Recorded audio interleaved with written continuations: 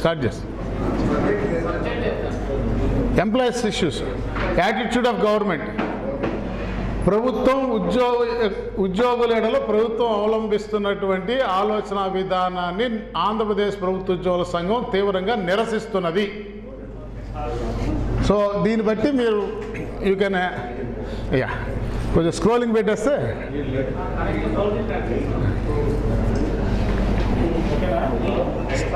Okay sir. Andhra Pradesh ప్రభుత్వ ఉద్యోగుల సంఘం ఆహ్వానం మేరకు మా సంఘం యొక్క కార్యవర్గ నిర్ణయాలని ఉద్యోగులకు, ప్రభుత్వానికి, పౌర సమాజానికి తెలియజేయడం కోసంగా మా ఆహ్వానాన్ని మన్నించి వచ్చిన పాత్రికేయ మిత్రులందరికీ ప్రప్రథమంగా నమస్కారం. నా పేరు కేఆర్ సూర్యనారాయణ. నేను ఆంధ్రప్రదేశ్ ప్రభుత్వ ఉద్యోగ సంఘ అధ్యక్షుడిని. ఆస్కర్ రావు గారు మా ప్రధాన కార్యదర్శి. మా 21 మంది రాష్ట్ర కార్యవర్గ సభ్యులు పూర్తి స్థాయిలో ఈనాడు ఈ సమావేశంలో పాల్గొన్నాం.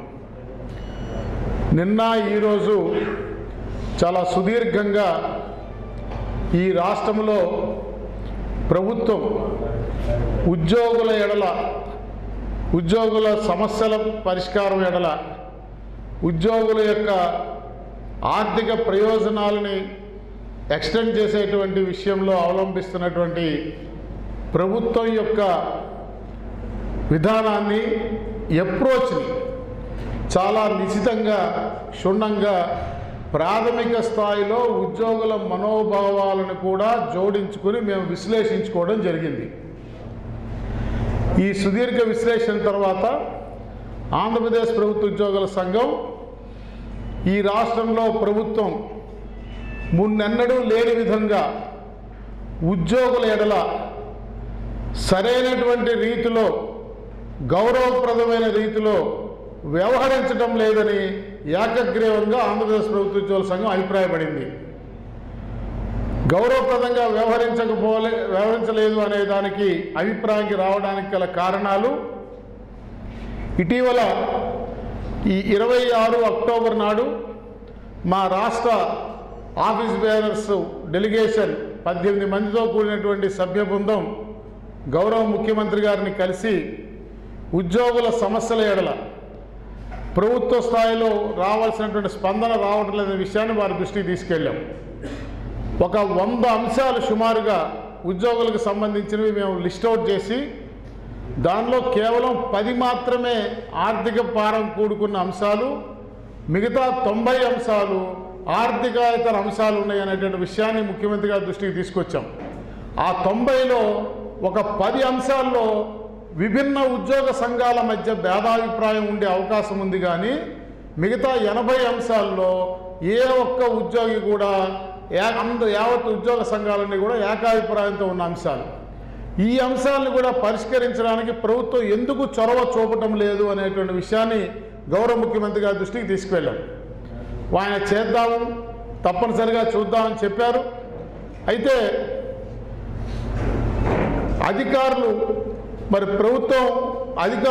ప్రభుత్వం ఆలోచన ప్రకారమే పనిచేస్తారని నేను అభిప్రాయపడుతున్నాను. కేవలం ఏదో అధికారులు తప్పు చేస్తున్నారు, ప్రభుత్వం మాత్రం ఒప్పు చేస్తుంది, ప్రభుత్వం మాకు ఫ్రెండ్లీ ప్రభుత్వం, అధికారులు ఏదో మాకు శత్రువులు అనేటువంటి తప్పుడు ఆరోపణలు నేను చేయను. అది నాకు అవగాహన ఉన్న మేరకు 100% మంది అధికారులు ప్రభుత్వం ఆలోచనకి తగ్గట్టుగానే వ్యవహరిస్తారు.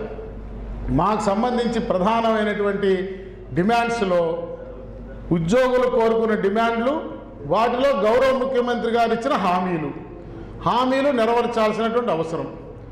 మాకు ఆ హామీల్లో సిపిఎస్ రద్దు చేస్తానని, కాంట్రాక్ట్ ఎంప్లాయీస్ని రెగ్యులేట్ చేస్తానని, కంటింజెంట్ ఎంప్లాయీస్ని రెగ్యులేట్ చేస్తామని, అలాగే ఉద్యోగులకి మెరుగైనటువంటి పిఆర్సీలు ఇస్తామని, గత ప్రభుత్వంలో 2 డిఏలు పెండింగ్ ఉన్నప్పుడు డిఏలు పెండింగ్ పెడతారా ఉద్యోగులకి, ఇదేం ప్రభుత్వం విమర్శించి ఆనాటి ప్రతిపక్ష నాయకుల హోదాలో మన ప్రభుత్వం వస్తే ఎప్పటికప్పుడు డిఏలు చెల్లిస్తామని గౌరవ ముఖ్యమంత్రి గారు తన సుదీర్ఘ పాదయాత్రలో మాకు హామీ ఇచ్చారు.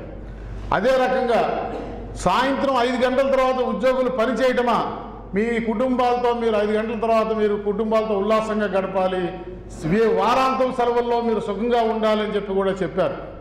కానీ వాస్తవంగా ఈనాడు 2.5 సంవత్సరాల తర్వాత మేము సమీక్ష చేసుకుంటే ప్రధానమైనటువంటి అంశం ఏది కూడా ఒక్క అంశం కూడా పరిష్కారానికి నోచుకోలేదనేటువంటి విషయాన్ని చెప్పడానికి మేము కోరి కావాలని గంపగుత్తగా ఓట్లేసి తెచ్చుకున్న మా ప్రభుత్వము మమ్మల్ని నిరాశపరిచిందని చెప్పాల్సిన అవసరం వస్తుందని మేము ఏనాడు అనుకోలేదు.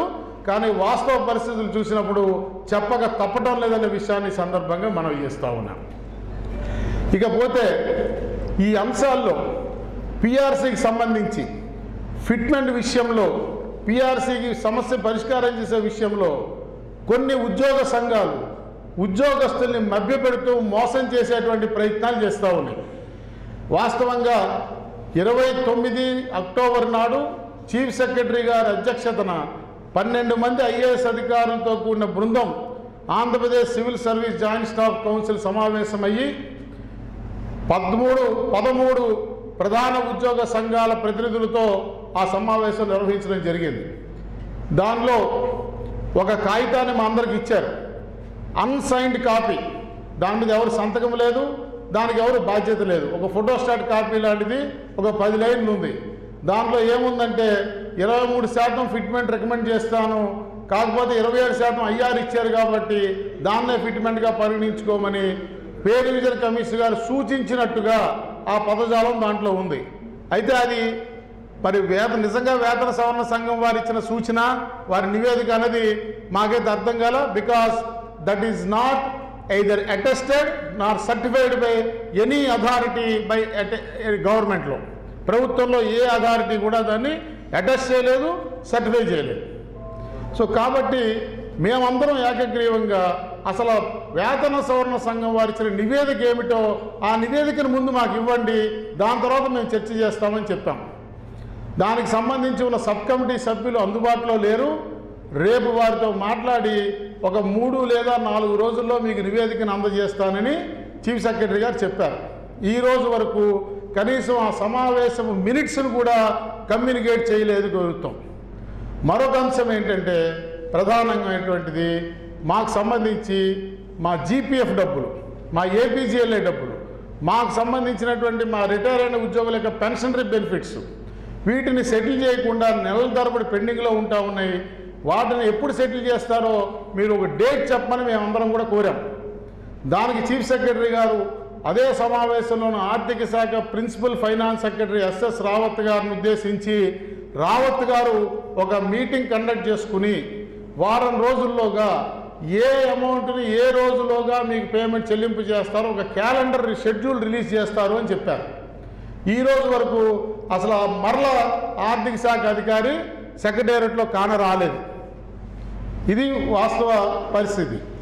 అట్లాగే జిల్లా స్థాయి జాయింట్ స్టాఫ్ కౌన్సిల్ కలెక్టర్ల నేతృత్వంలో శాఖాధిపతులు ప్రిన్సిపల్ సెక్రటరీస్ నేతృత్వంలో డిపార్ట్మెంట్ జాయింట్ స్టాఫ్ కౌన్సిల్ సమావేశాలు నిర్వహించి ఆయా శాఖల్లో ఆయా జిల్లాలో ఉన్న నాన్ ఫైనాన్షియల్ సర్వీస్ సమస్యలు పరిష్కారం చేయాలి నిర్దిష్ట కాల పరిమితులను మేము చెబితే దానికి ఈ నెలలో 3 సార్లు వాళ్ళ సమావేశం జరుపుతారని చీఫ్ సెక్రటరీ గారు చెప్పారు. కానీ ఇంతవరకు వారిని సమావేశం జరపమని కమ్యూనికేషన్ ఏ శాఖాధిపతికి పోలేదు.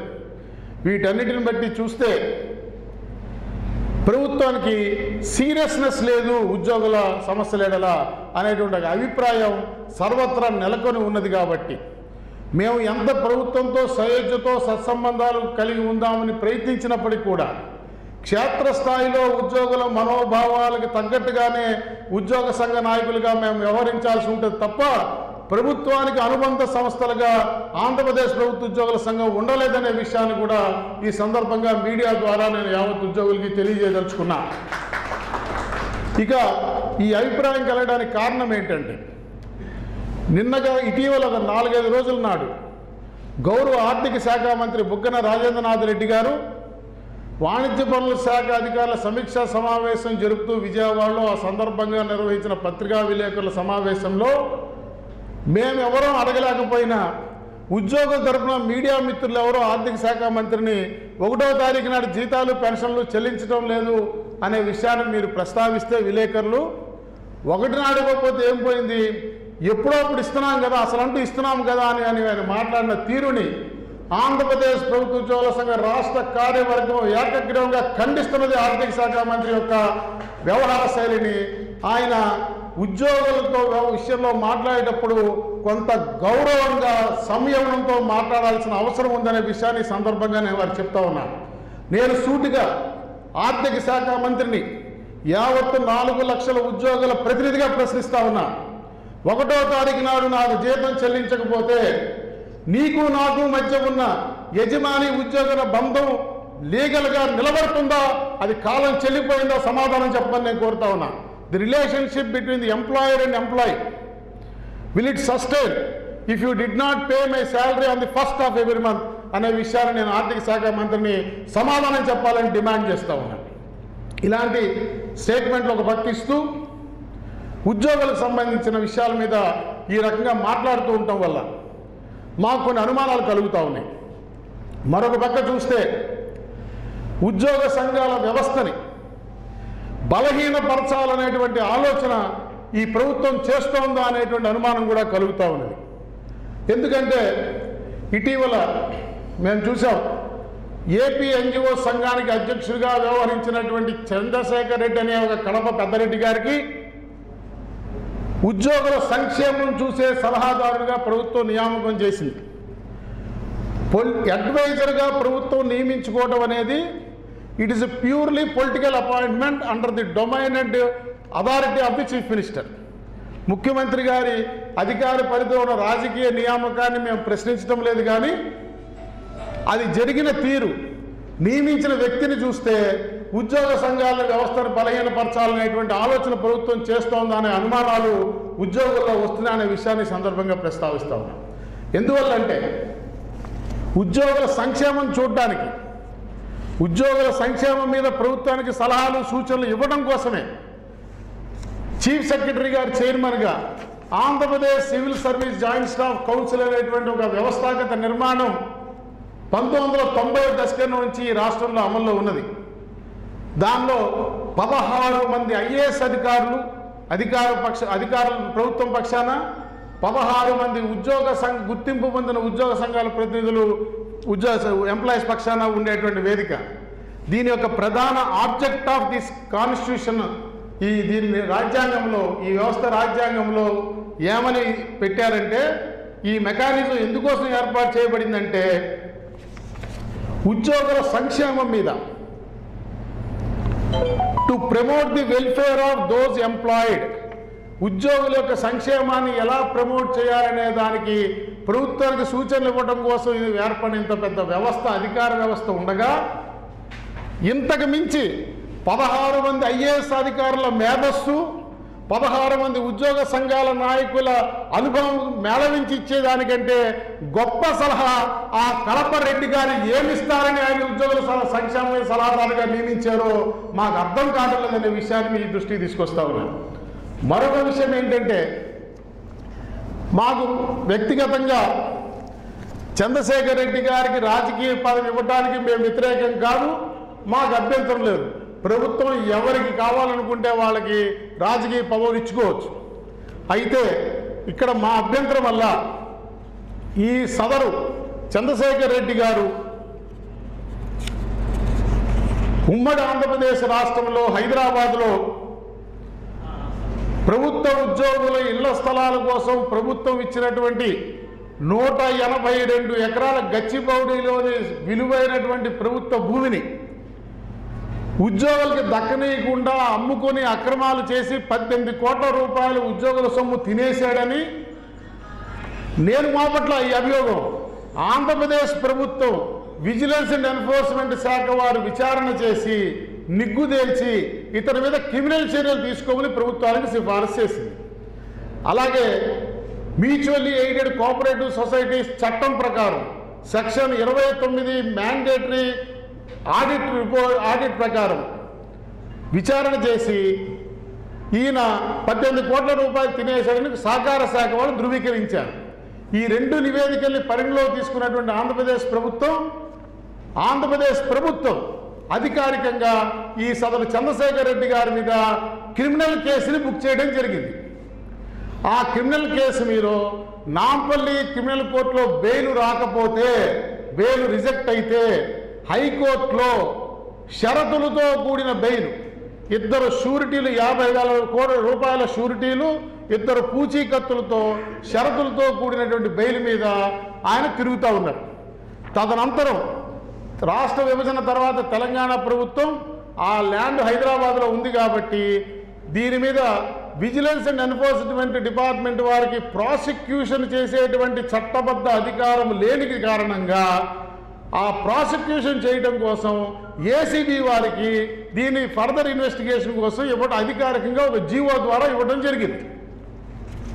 సో ఇన్ నట్షల్ నేను చెప్పేది ఏంటంటే, ముఖ్యమంత్రి గారి రాజకీయంగా ఆయన అధికారాన్ని ఉపయోగించుకుని ఆయన ఎవరినైనా సలహాదారుగా నియమించుకోవడానికి మాకు అభ్యంతరం లేదు, అది పూర్తిగా రాజకీయ నియామకం. అట్ ది సేమ్ టైం ఈ కడప చంద్రశేఖర్ రెడ్డి గారు కడప రెడ్డి గారికి ఎటువంటి పదవి ఇవ్వడానికి మాకు అభ్యంతరం లేదు. కానీ ఉద్యోగుల సొమ్ము తినేశాడని ఆంధ్రప్రదేశ్ ప్రభుత్వమే కేసు పెట్టిన ఆయన్ని ఆంధ్రప్రదేశ్ ప్రభుత్వమే ఉద్యోగుల సంక్షేమ మీద సలహా ఇవ్వడానికి సలహాదారుగా నియమించుకోవడంలో ఔచిత్యం ఏమిటో మాకు అర్థం కావటం లేదు. ఇది చూసినప్పుడు ఈ ఆల్రెడీ జాయింట్ స్టాఫ్ కౌన్సిల్ అనే మెకానిజం ఉండగా ఈ వెల్ఫేర్ కోసం సలహాదారులు పెట్టడం అంటే, అందులో ఇలాంటి నేర చరిత్ర కలిగిన వాడిని సలహాదారులుగా పెట్టడం అంటే ఉద్యోగ సంఘాల వ్యవస్థని బలహీనపరచాలనే ఆలోచన ప్రభుత్వం చేస్తోందా అని సగటు ఉద్యోగి ప్రశ్నిస్తూ ఉంటే సమాధానం మేము చెప్పవలసి వస్తుంది. కాబట్టి ఇందులో మాకు ఎటువంటి సంబంధం లేదు. ఈ విషయాలని మేము ప్రభుత్వ ప్రధాన కార్యదర్శి గారి దృష్టికి, ముఖ్యమంత్రి కార్యాలయ అధికారుల దృష్టికి తీసుకువెళ్ళినప్పటికీ ఈ విషయాలేమి గౌరవ ముఖ్యమంత్రి గారి దృష్టికి తీసుకువెళ్లకుండా ఈ నియామకం చేశారేమో అని ఒక అనుమానం కలుగుతున్నది. ఎందువల్లంటే ఈ నియామకం జీవో ఇవ్వడానికి ముందే మేము లిఖితపూర్వకంగా అధికారికంగా ప్రభుత్వానికి ఈ కాగితాలన్నీ ఇచ్చి సమర్పించడం జరిగింది. ఆ నియామకం జీవోలో దీన్ని మెన్షన్ చేయలే, రెఫరెన్స్లో దీన్ని మెన్షన్ చేస్తున్నట్టయితే మన అభిప్రాయాలు పరిగణలో తీసుకుని అయినప్పటికీ ఆ నియామకం చేశారేమో ముఖ్యమంత్రి గారు ఆయన రాజకీయ విచక్షణాధికారాన్ని వినియోగించుకుని మేము సర్దుకునేవాళ్ళం. ఇప్పుడైతే ఇది రెఫరెన్స్లో లేదో ఆయన దృష్టికి పోకుండా ఇది జరిగిందేమో అనేటువంటి ఒక అభిప్రాయం మాకు కలుగుతుందనే విషయాన్ని కూడా తెలియజేస్తా ఉన్నాను. మరొక పక్క ఇటీవల కాలంలో చాలా ఇబ్బందికరంగా ప్రభుత్వం వ్యవహరిస్తున్న దానికి ఉదాహరణ APGLI, Andhra Pradesh group life insurance అనేటువంటిది. ఉద్యోగులు తమ జీతంలో ప్రతి నెల కంట్రిబ్యూట్ చేసి ప్రీమియం కట్టి ఇన్సూరెన్స్ బాండ్ తీసుకుంటారు. ఈ ఏపీజీఎల్ఐ అనేటువంటి ఒక వ్యవస్థ ఇన్సూరెన్స్ రెగ్యులేటరీ అథారిటీ వారి పరిధిలో నియంత్రించేటువంటి ఒక ఇన్సూరెన్స్ కంపెనీగా వ్యవహరిస్తుంది. మన ఇన్సూరెన్స్ పాలసీ బాండ్ మెచ్యూర్ అయినప్పుడు ఆ మెచ్యూరిటీ విలువ ప్రకారం మాకు తిరిగి చెల్లించవలసిన అవసరం ఉన్నది. గడిచిన సంవత్సరంన్నర బట్టి ఏపీజీఎల్ఐ బాండ్లు మెచ్యూర్ అయిపోయినటువంటి బాండ్ల యొక్క చెల్లింపులు ఏపీజీఎల్ఐ చెల్లింపులు చేయటం లేదు.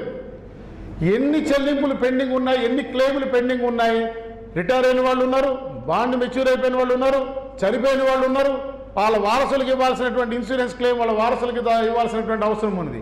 ఈ ఎన్ని క్లెయిములు పెండింగ్ ఉన్నాయి, ఇవి ఎప్పుడులోగా సెటిల్ చేస్తారంటే ప్రభుత్వం తరఫున ఏపీజీఎల్ఐ అధికారులు కానీ ఆర్థిక శాఖ అధికారులు కానీ ఎవరూ సమాధానం చెప్పడం లేదు. మాకు మా జిల్లాల నుంచి వచ్చిన శ్రేణుల నుంచి వచ్చిన సమాచారాన్ని క్రోడీకరిస్తే ఈ మొత్తం సుమారుగా 1,500 కోట్ల రూపాయలు ఉంది అని ఒక అభిప్రాయానికి రావడం జరిగిందనే విషయాన్ని నేను ఈ సందర్భంగా ప్రస్తావిస్తూ ఉన్నాను. ఈ మొత్తాన్ని ప్రభుత్వం నెల రోజుల్లోగా చెల్లింపు చేయకపోతే, ఆ క్లెయిమ్దారులకి చెల్లింపు చేయకపోతే ఆంధ్రప్రదేశ్ ప్రభుత్వ ఉద్యోగుల సంఘం ఢిల్లీలో ఉన్న ఇన్సూరెన్స్ రెగ్యులేటరీ అథారిటీ వారి దగ్గరికి వెళ్ళి ఈ ఏపీజీఎల్ అనేటువంటి సంస్థ మాతో ప్రీమియం కట్టించుకుని క్లెయిమ్ మెచ్యూరిటీ అయిపోయినాక మా క్లెయిమ్ చెల్లించడం లేదని లిఖితపూర్వక ఫిర్యాదు చేయాలని కూడా ఈనాడు ఆంధ్రప్రదేశ్ ప్రభుత్వ ఉద్యోగుల సంఘ రాష్ట్ర కార్యవర్గం ఏకగ్రీవంగా తీర్మానం చేసిందనే విషయాన్ని మీ ద్వారా తెలియజేస్తా ఉన్నాం. ఇంకా దారుణమైనటువంటి విషయం, ఇది చాలా సెన్సేషనల్ విషయం, నేను ఈనాడు రివీల్ చేస్తా ఉన్న మీడియా ముఖంగా. నాకు 37.5 సంవత్సరాల సర్వీస్ పూర్తయింది. ఇక్కడున్న ఉద్యోగులందరిలోకి సీనియర్ మోస్ట్ ఎంప్లాయీ నేను. 32.5 సంవత్సరాలుగా ఉద్యోగ సంఘ నాయకుడిగా ఉన్నా, అందరిలోకి సీనియర్ ఉద్యోగ సంఘ నాయకుడిని. నా అనుభవంలో ఎన్నడూ చూడలే. జీపీఎఫ్ అనేది మా జీతంలోంచి మేము దాచుకునే సొమ్ము. ప్రభుత్వం రూపాయి కంట్రిబ్యూషన్ ఉండదు దాంట్లో, కేవలం ఉద్యోగి తన జీతంలో దాచుకుంటాడు. ఈ జీపీఎఫ్ విధానం అనేది ఇవాళ ఏదో ఈ ప్రభుత్వం వచ్చాకో మేము నాయకులైనాకో పుట్టింది కాదు. బ్రిటిష్ వారి పరిపాలనలో 1934 నుంచి కూడా ఉద్యోగులకి జీపీఎఫ్ విధానం ఉంది. అప్పుడు అది ఆప్షనల్గా ఉండేది. కావాలనుకున్న వాళ్ళు మాత్రమే ప్రభుత్వం దగ్గర పొదుపు చేసుకునేవాళ్ళు. Is nothing but saving money with the government. ఆ సేవింగ్ చేసుకోవడానికి ఉద్యోగికి ఒక పౌరుడిగా అనేక రకాల సౌలభ్యాలు సమాజంలో అందుబాటులో ఉంటాయి. అనేక రకాల ఆర్థికపరమైన సంస్థలు ఉంటాయి, బ్యాంకులు ఉంటాయి, మ్యూచువల్ ఫండ్స్ ఉంటాయి, షేర్ మార్కెట్లు ఉంటాయి, రియల్ ఎస్టేట్ మార్కెట్లు ఉంటాయి. నేను నా సొమ్ముని ఎక్కడైనా మదుపు చేసుకునేటువంటి రాజ్యాంగబద్ధమైన హక్కు కలిగి ఉంటాను. అయినప్పటికీ 1964లో ఈ రూల్స్ని సవరించిన తర్వాత ఉద్యోగస్తులు విధిగా తమ రిటైర్ అయిన తదనంతరము లేదా సడన్గా చనిపోతే ఆ కుటుంబాల సంక్షేమాన్ని దృష్టిలో పెట్టుకొని విధిగా 4వ తరగతి ఉద్యోగస్తుడైతే ఇంత, ఎన్జిఓ అయితే ఇంత, గెస్ట్ అధికారి అయితే అంత, ఇంత మినిమం మొత్తాన్ని ప్రభుత్వం దగ్గర నిల్వ చేసుకోవాలి, సేవ్ చేసుకోవాలనే నిబంధన తీసుకురావడం జరిగింది.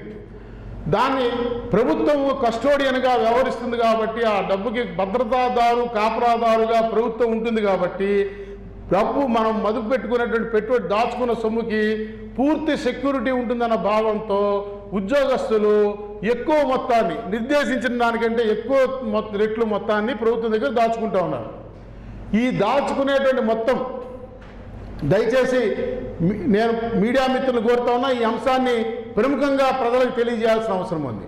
ఈ రకంగా ఉద్యోగులు దాచుకునేటువంటి మొత్తం సాలీన సంవత్సరానికి 8,000 కోట్ల రూపాయల నుంచి 10,000 కోట్ల రూపాయలు ఉద్యోగులు తమ జీతంలోంచి జీపీఎఫ్ కింద దాచుకుంటారు.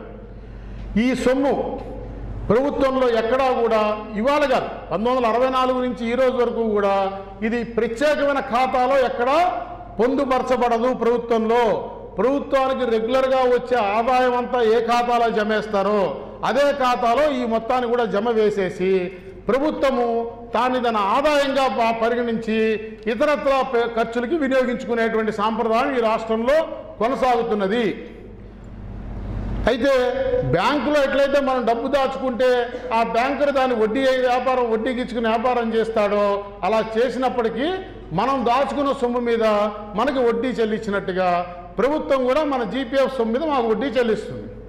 ఎట్లయితే బ్యాంకులో మనం దాచుకున్న డబ్బుని మన అవసరాలకు మనం విత్డ్రా చేసుకుంటే బ్యాంకు వాడు చెల్లిస్తాడో ప్రభుత్వం కూడా కొన్ని నిబంధనలకు లోబడి మా అవసరాలకి మేము విత్డ్రా చేస్తున్నప్పుడు విత్డ్రా ఇవ్వాల్సినటువంటి అవసరం ఉన్నది.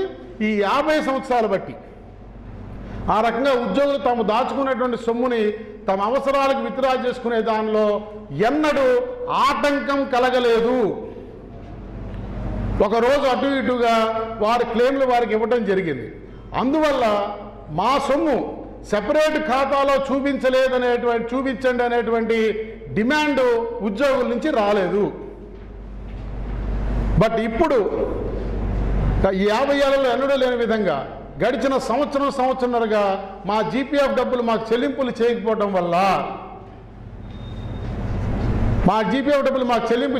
వల్ల అసలు మేము దాచుకుంటున్న డబ్బుని సొమ్ము మొత్తాన్ని ఒక సెపరేట్ అకౌంట్ క్రియేట్ చేసి దాంట్లో చూపించమని ప్రభుత్వాన్ని ఆ రకంగా డిమాండ్ చేయాల్సినటువంటి పరిస్థితి వాళ్ళ ఆంధ్రప్రదేశ్లో నెలకొని ఉందని ఆంధ్రప్రదేశ్ ప్రభుత్వ ఉద్యోగుల సంఘం అభిప్రాయపడుతూ ఆ మేరకు ఒక తీర్మానాన్ని కూడా ఈనాడు మేము ఆమోదించడం జరిగింది.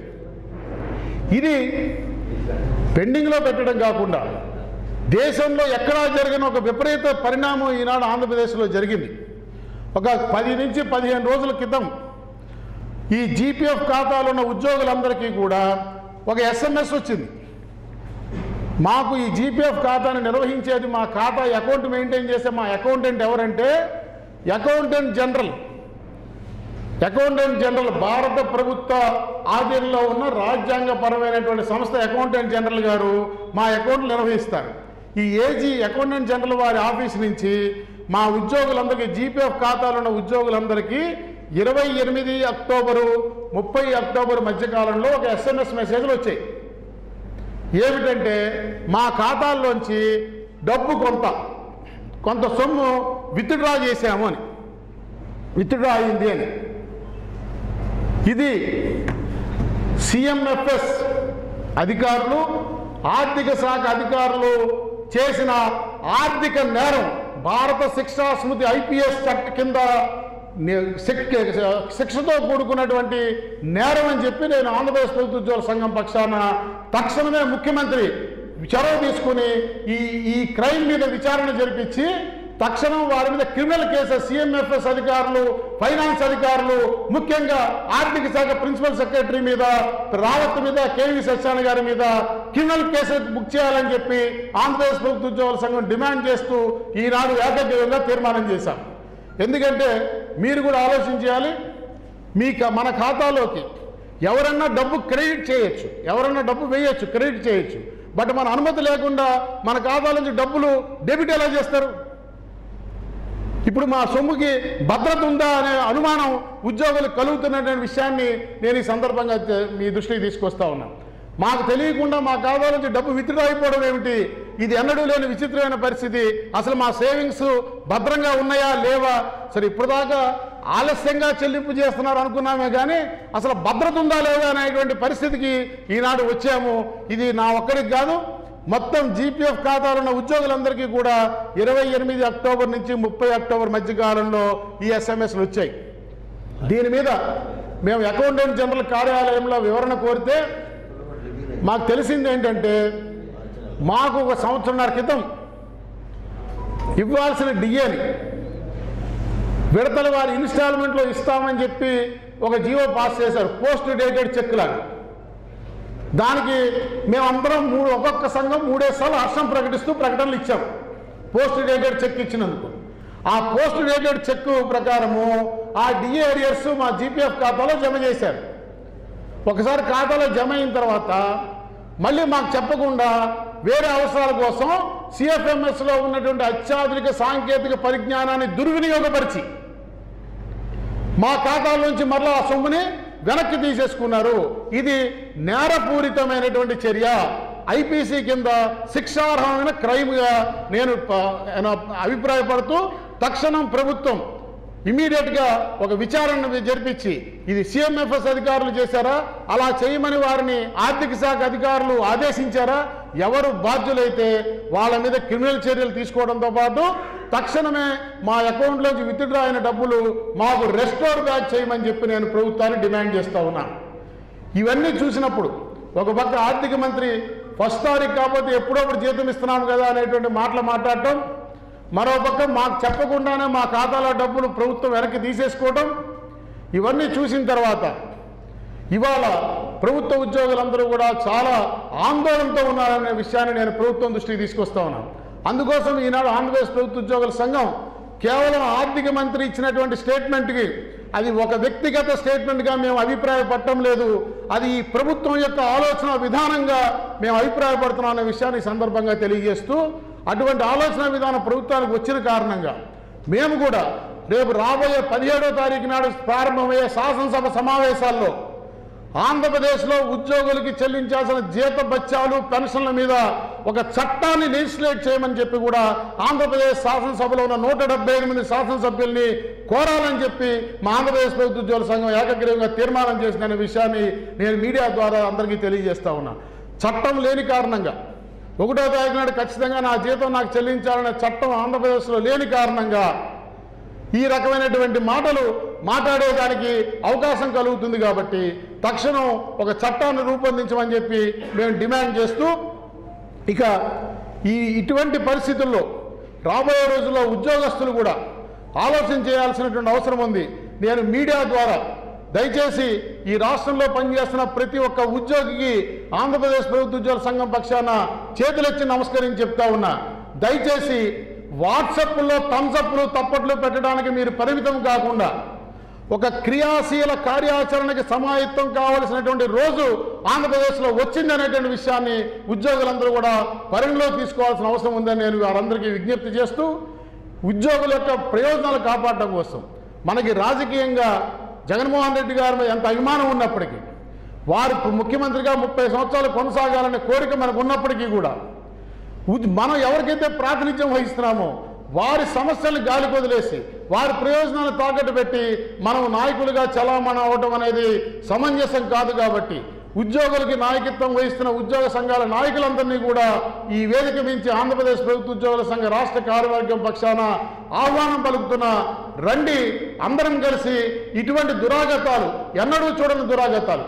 ఇంకా ఇవాళ సమావేశంలో మాకు తెలిసినటువంటి విషయం ఏంటంటే, ఇది ఆర్థిక మంత్రి గారు వ్యక్తిగత ప్రకటన కాదు, ప్రభుత్వ ఆలోచన. నేను ఎందుకు అభిప్రాయపడినానంటే, ఇటీవల కొంతమంది రిటైర్ అయిన ఉద్యోగులు ఆంధ్రప్రదేశ్ హైకోర్టులో తమ రిటైర్మెంట్ బెనిఫిట్స్ సకాలంలో, అలాగే 1వ తారీఖు నాడు ప్రతి నెల క్రమం తప్పకుండా పెన్షన్ చెల్లించాలని చెప్పి ప్రభుత్వాన్ని ఆదేశించమని ఒక ప్రజా ప్రయోజన వాద్యాన్ని పిటిషన్ని ఆంధ్రప్రదేశ్ హైకోర్టులో వేశారు.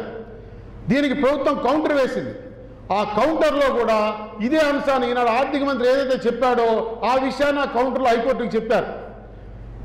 ఎప్పుడోకప్పుడు ఇస్తాం, ఇవ్వకుండా పోమనేటువంటి విషయాన్ని ప్రభుత్వం అధికారికంగా హైకోర్టులో కౌంటర్ దాఖలు పరిచింది. కాబట్టి ఈ విషయం మీద తీవ్రమైన, దాని తగ్గట్టుగానే ఆర్థిక మంత్రి ప్రకటన వచ్చింది. కాబట్టి ఈ విషయం మీద తీవ్రమైన ఆందోళనలో ఉద్యోగులు ఉన్నారు. కాబట్టి ఉద్యోగుల పక్షాన నేను డిమాండ్ చేస్తూ ఉన్నా, అది దయచేసి గౌరవ ముఖ్యమంత్రి గారు రేపు 17వ తారీఖు నాడు శాసనసభలో తొలి బిల్లుగా ఉద్యోగుల జీతాల పెన్షన్లో 1వ తారీఖు చెల్లించాలనేటువంటి చట్టాన్ని మీరు ప్రతిపాదించి ప్రవేశపెట్టి ఆమోదం చేయమని చెప్పి నేను కోరుతా ఉన్నా. 175 మంది శాసనసభ్యులు కూడా ఆ చట్టానికి ఆమోదం తెలపాలి, పార్టీలకు అతీతంగా నేను డిమాండ్ చేస్తూ ఉన్నా అన్ని రాజకీయ పక్షాలను కూడా ఆంధ్రప్రదేశ్ ప్రభుత్వ ఉద్యోగుల సంఘం పక్షాన.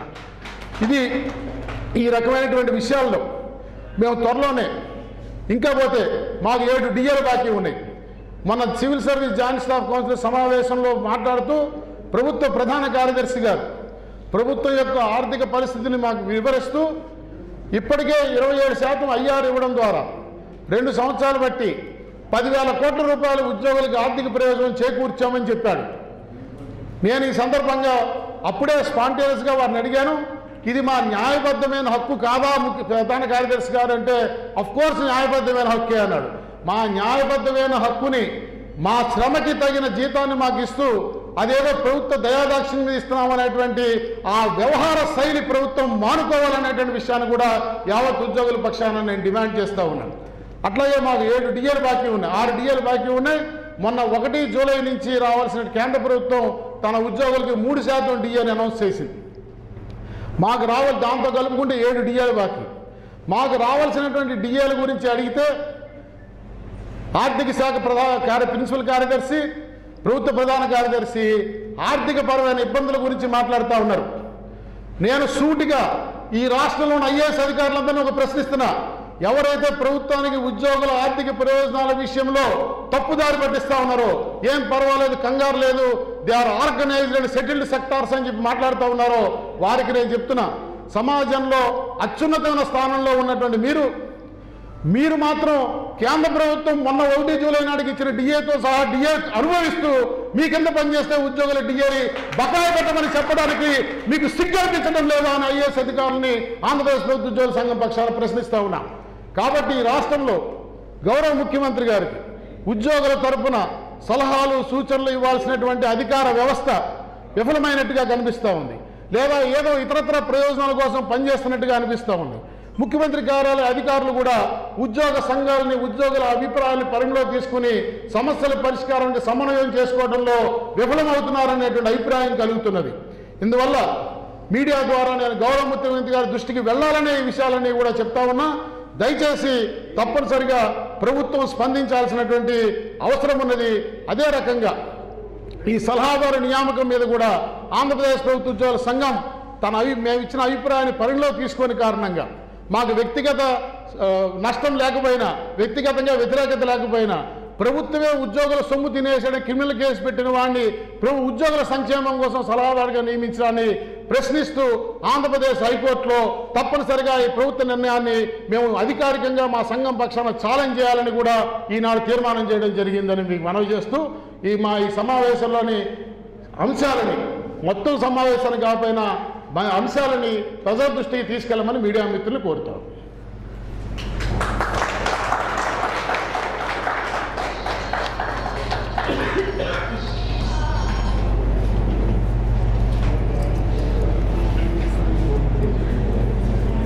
ఫస్టే చెప్పాను.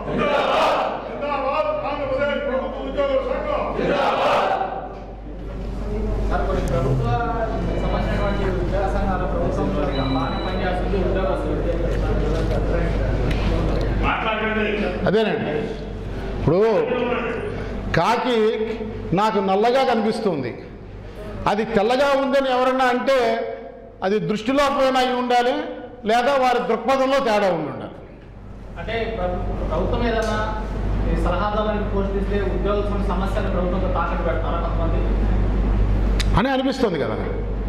ఇప్పుడు నేను చాలా స్పష్టంగా చెప్పాను, మన రికార్డ్ లోపల జాయింట్ స్టాఫ్ కౌన్సిల్ సమావేశంలో 23% ఫిట్మెంటే పే రివిజన్ కమిషనర్ గారు రికమెండ్ చేశారు, వర్కౌట్ చేశారు. అయితే అప్పటికే ప్రభుత్వం 27% ఐఆర్ ఇస్తుంది కాబట్టి దాన్ని ఇచ్చిన దాన్ని వెనక్కి తీసుకోలేం కాబట్టి 27% ఫిట్మెంట్ కింద పరిగణించుకోమని చెప్పి సూచన చేశారు. ఇంతకు మించి పిఆర్సీ రిపోర్ట్లు ఏం లేదు అని చెప్పినాడు చీఫ్ సెక్రటరీ. ఆనాడు మేము బయటకు వచ్చి మీడియాని అడ్రస్ చేయలే, మీరు కూడా మమ్మల్ని అడిగారు మాట్లాడమని.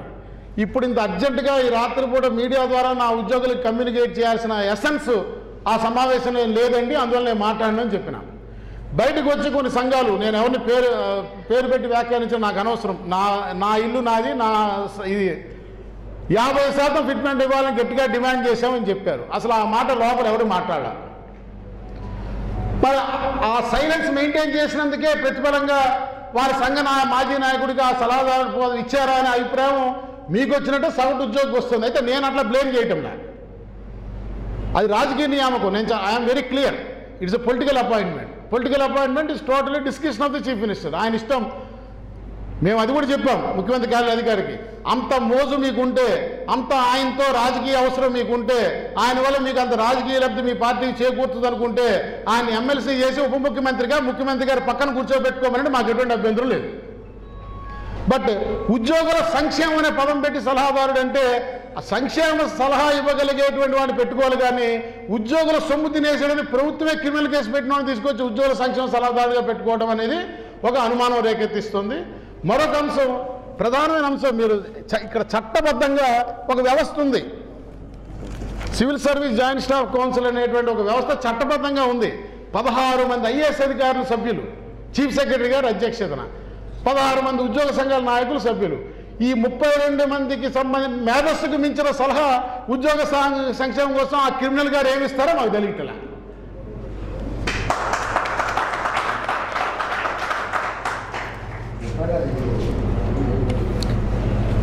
కొంచెం లెంతీగా అండి.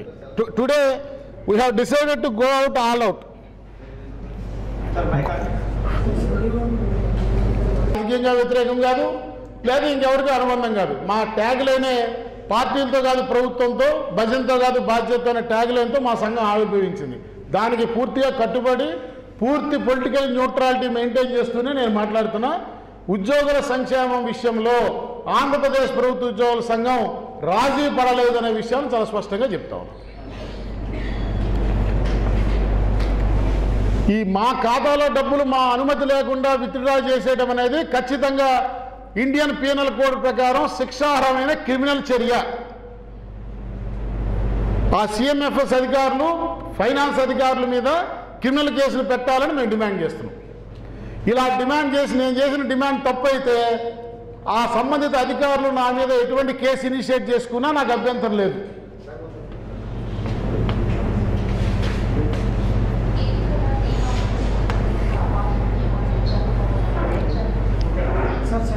ప్రభుత్వం స్పందించకపోతే ఈ విషయంలో మేమే పోలీస్ స్టేషన్లో క్రిమినల్ కేసులు కంప్లైంట్ లాడ్జ్ చేస్తాం ఒక వారం రోజులు చూసి.